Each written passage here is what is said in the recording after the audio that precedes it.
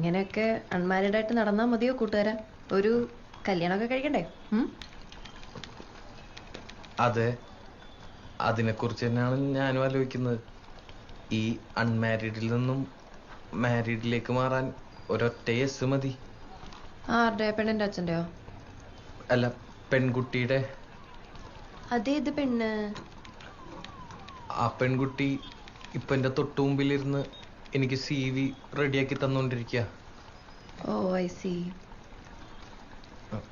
നീ എന്നെ പ്രപ്പോസ് ചെയ്തോണ്ട് ഇപ്പൊ കേട്ടെ? കേട്ടിട്ട് എന്ത് തോന്നി? എനിക്ക് കിട്ടാവുന്നതിൽ വെച്ച് ഏറ്റവും വേസ്റ്റ് പ്രപ്പോസൽ ആണെന്ന് തോന്നി. എനിക്കെന്നല്ല, ഏതൊരു പെണ്ണിനും. ഇടക്കിടക്ക് പ്രപ്പോസൽസ് ഒക്കെ കിട്ടാറുണ്ട്. അപ്പോ ആ ഉണ്ട്. കിട്ടാണ്ടിരിക്കാൻ മാത്രം മോശമാണോ ഞാൻ? എനിക്കും കിട്ടാറുണ്ട് പ്രപ്പോസൽസ്. ഓക്കെ, കൊറേ. ആയിക്കോട്ടെ.